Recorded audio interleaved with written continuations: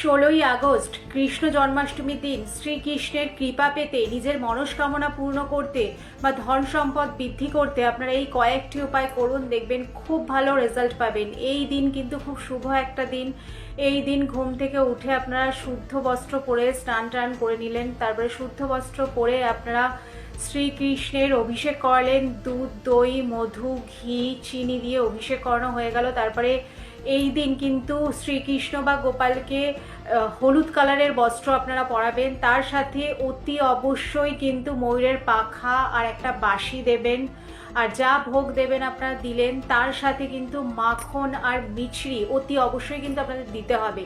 দিয়ে নিজের মনস্কামনা জানান, দেখবেন 100% আপনাদের মনস্কামনা পূর্ণ হচ্ছে বা শ্রীকৃষ্ণের কৃপা পাবেন। আর যাদের বাড়িতে গোপাল বা শ্রীকৃষ্ণ নেই বা আশেপাশেও কোনো মন্দিরে আপনারা যেতে পারছেন না, সেক্ষেত্রে আপনারা এই রকম ভোগ বানিয়ে আপনারা ছোট ছোট বাচ্চাদের খাওয়ান, আপনাদের সেম রেজাল্ট পাবেন। ছোট্ট ছোট্ট উপায় এগুলো আপনারা করুন, দেখবেন খুব ভালো থাকবে।